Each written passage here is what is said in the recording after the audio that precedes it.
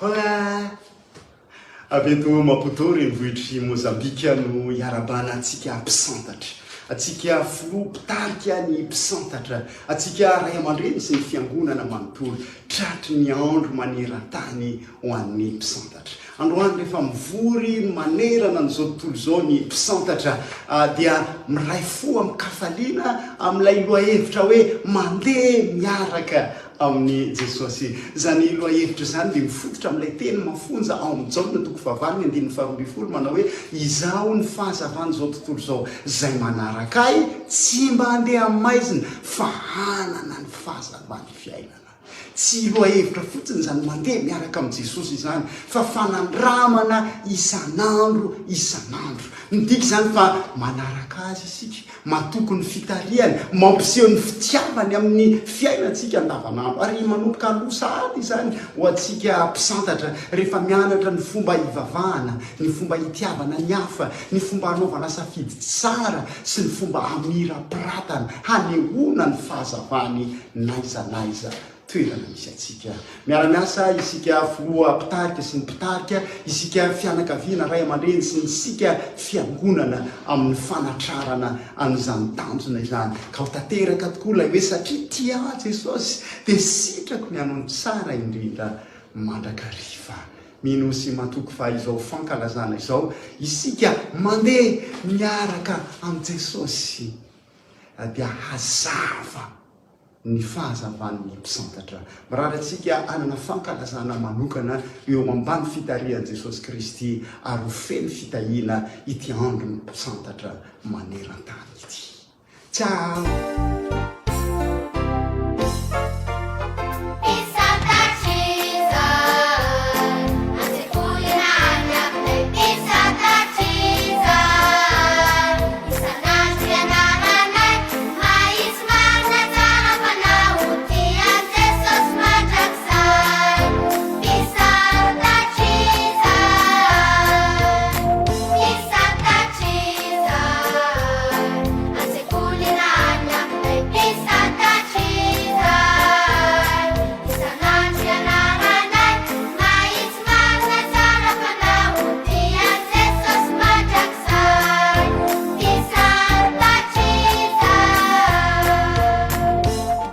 faly miaraba ny mpisantatra rehetra amin'izao andro manokana natokana ho an'ny mpisantatra izao. Miaraba ny mpisantatra rehetra engany isika ka hiara-dia amin'i Jesosy mandrakariva ary anaraka ny dia tongony ary tena ho naman'i Jesosy tokoa. Faly miaraba ny mpisantatra rehetra eto anivon'ny distrika Andraisoro ihany koa. Isika rehetra dia samy ahita fifaliana amin'ny fiarahana amin'i Jesosy daholo. Isika raka izy dia samy manana namana avokoa. Ny lohatenintsika masy dia hoe Jesosy namako akaiky indrindra. Mino fa manana namana avokoa isika rehetra ireo ary mety manana namana any am-piangonana any na mety koa any amin'ny sekoly sabata. Eny, na dia any am-pianarana ary sika dia manana namana. Mety koa hoe ilay namantsika ilay akatsika fanampina toanaina ireny gote ozy sika rehefa maka an'izany any amin'ny eny dia akatsika fanampiny any amin'ny eny mba ho zaraintsika amin'ny namana satria tsika mpisantatra mazava ho azy fa tia mizara ihany koa. Mety koa rehefa misy fotoana manokana ireny ohatra hoe fety ny sekoly sabata na fety sekoly dia mety hoe ilay namanao mitovy akanjo aminao ihany koa. Mahafinaritra tsika mpisantatra ilay hoe mitovy fanamiana. Ireny zany dia namantsika avokoa. Fa izao rakizy rehefa miaraka amin'ireny namantsika ireny isika, ilay namana akaiky ireny, mety efa nisy fotoana avy eo hoe nisy fifandonana ianareo na koa hoe nisy zavatra izay nieritreretinao notenenina taminy ka tianao mbola ho averina, na koa hoe nisy fanapahan-kevitra niarahanareo tamin'ny namanareo kanefa fanapahan-kevitra nitondra fanenenana ho anareo. Tsy anareo rery rakizy no tratra ny zavatra toy izany, fa ny mpianatra Jesosy ihany koa dia nisy tahaka izany. Io mpianatra Jesosy io dia niaraka tamin'i Jesosy foana isan'andro ary nandritra ny 3 taona ara dia niaraka tamin'i Jesosy io namana io. Hainy tsara ny fitenin'i Jesosy hainy koa ny momba ny Jesosy rehetra. Any ka rehefa tena pitan'ny ranomasina ny samboaravary izy ka nanontany Jesosy hoe ataonareo iza moa aho dia namaly mazava tsara ity mpianany ity hoe ianao no Kristy velona, ianao ilay zanak'Andriamanitra velona. Izy ary zany rakizy Petera no anarany. I Petera no anarany tia mpianatra ity. Nanao fahadisoana maro i Petera ary tsy kely ny zavatra nataony na dia niaraka tamin'i Jesosy ary izy dia tahaka an'izao ny zavatra nataon'i Petera. Natory izy rehefa nangataka azy hivavaka Jesosy dia tahaka izany koa isika indraindray. Rehefa saineny mivavaka isika amin'ny hariva alohan'ny hatory dia indraindray tafatory eo tsy midika akory izany hoe tsy miaraka amin'i Jesosy. Nanao zavatra tsy amperitreretana ihany koa i Petera ary nanapaka sofin'olona izy tamin'izay fotoana izay. Hitantsika tsara izany tantara izany ao amin'ny Baiboly. Ary ny tena zavatra nanahirana sy tena nahagaga dia izao. I Petera ilay naman'i Jesosy miaraka aminazy isan'andro ary hainy tsara mihitsy ny toerana misy an'i Jesosy. Fa tamin'ity fotoana ity rehefa hosamborina Jesosy tamin'ny ho afantsika teo amin'ny hazo fijaliana dia mbola niaraka taminy Petera kanefa rakizy dia nandahan'i Jesosy i Petera.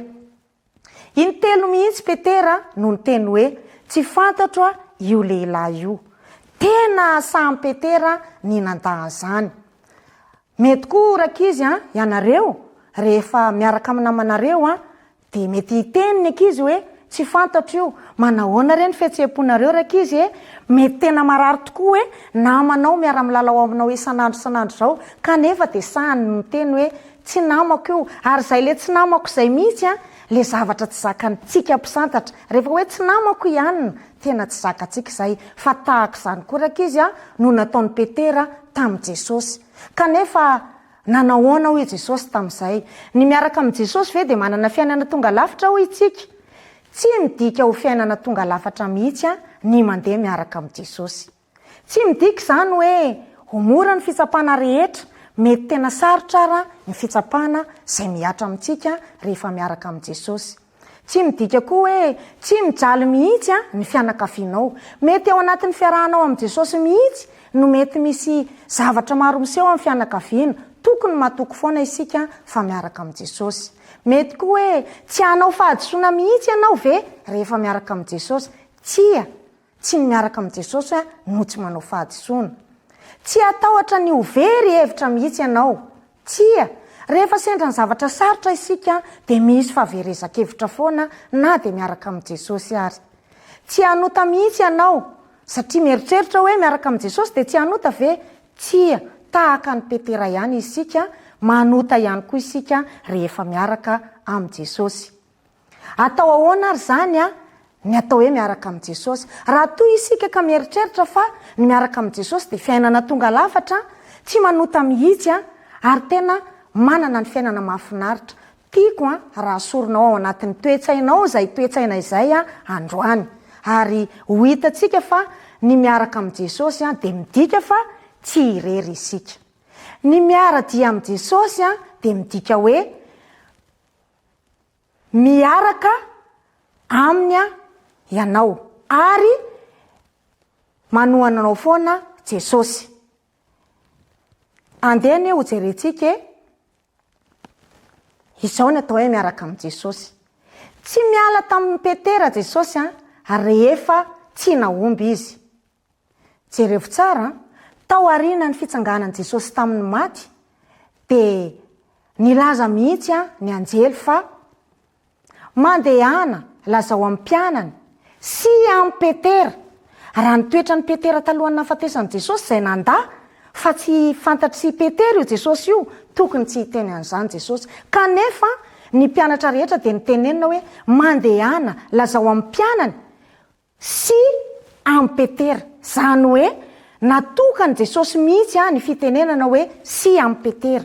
Ny presizeny jesosy mihitsy zany raha amin'ny fiteny baiko no ilazantsika azy. Ao amin'ny Marika 4:17 no misy an'izany. Fantatry jesosy tsara fa menatra ane Petera. Fantany fa toy ny ala tamin'ny lalana tokony alehany ane Petera. Fa saingy tiany jesosy ho fantatry Petera hoe mbola te hiara-mandeha aminao hoy jesosy. Mbola ay ianao hoy jesosy. Zany ny tiany jesosy ampitaina raha toka nandefa niafatra tamin'ny anjely izy hoe sy amin'ny Petera.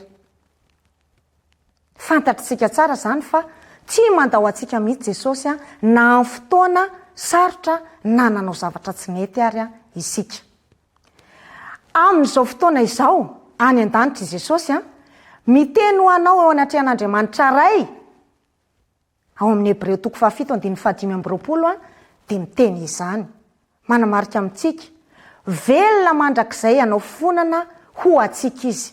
Zany ny ataon'i jesosy any an-danitra amin'izao fotoana izao. Fantany zany fa nanota isika, kanefa dia velona anao fonana ho atsika any an-danitra izy eo anatrehan'Andriamanitra ray. Mahafaly zany ndraka izy tsara ny miaraka amin'i jesosy. Rehefa mitady hampanganao koa ny fahavalo dia tadidio fa ho jesosy. Ity mpisantatra ity miara-dia amiko izy amin'ity dia ataony ity. Noho izany tsy tokony isy atahorantsika mihitsy rehefa miaraka amin'i jesosy isika. Eny fa na dia tady hampangatsika ary ny fahavalo. Miaraka amin'i jesosy no mahafinaritra. Ary izay ny tena mahafinaritra antsika mpisantatra rehefa miara-dia amin'i jesosy isika. Ny miara-dia amin'i jesosy dia midika fa mitarika anao hiverina izy raha lavo ianao. Raha sendra nisy fahalavonana azo antsika zany ndraka izy ry mpisantatra dia tadidio fa mbola hitarika anao foana jesosy amin'ny lalana izay tokony ho aleha na dia fa lavo ary ianao. Ahoana ny fomba niovan'i Petera ary?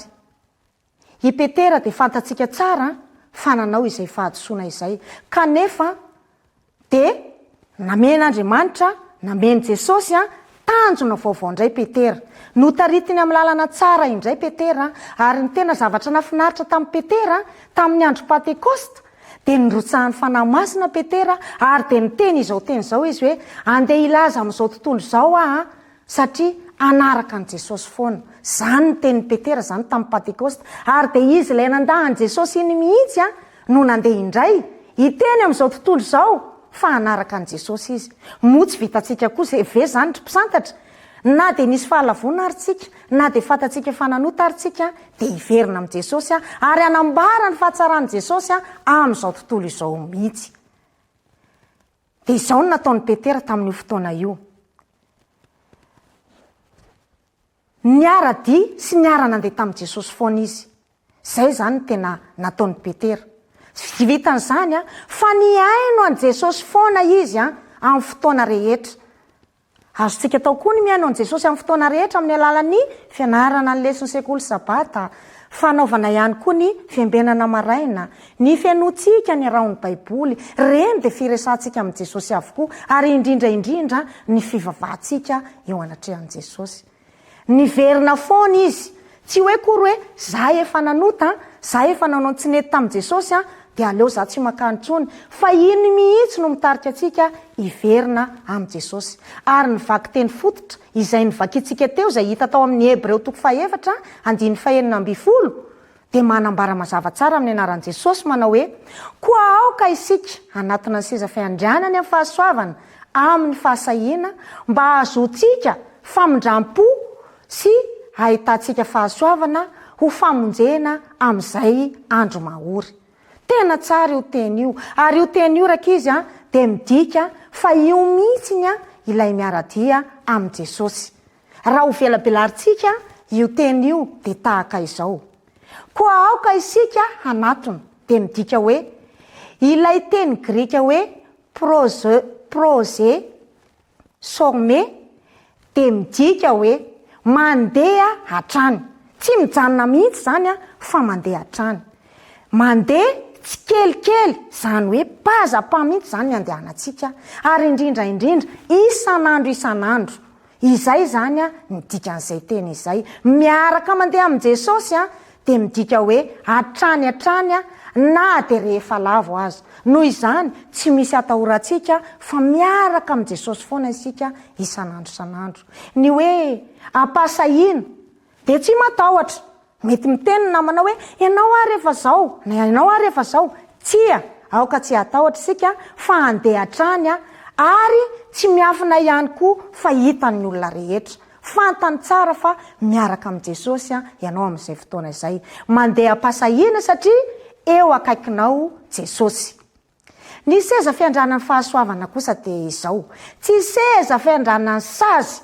Tsy mitovy amintsika zany hoe rehefa nanao fahadisoana de bediny mpampianatra ohatra na bediny dada na bediny neny. Tsy izany ny miaraka amin'i Jesosy rakizy fa seza fiandranan'ny fitiavana izay ilay seza fiandranana. Seza fiandranan'ny fitiavana. Zany hoe tsy naina-pitiavana ianao rehefa lavo ka miverina amin'i Jesosy.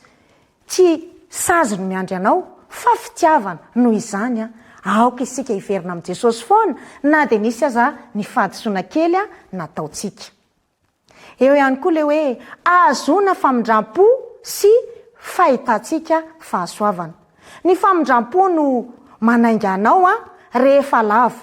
Manampy anao hanao ny dingana manaraka ny fahasoavana. Noho izany tsy misy tahotra zany isika fa nalavo ary de mandeha, fa ny fahasoavan'Andriamanitra kosa no anampy anao hanao dingana androso foana. Noho izany de tsara ny miara-mandeha amin'i Jesosy.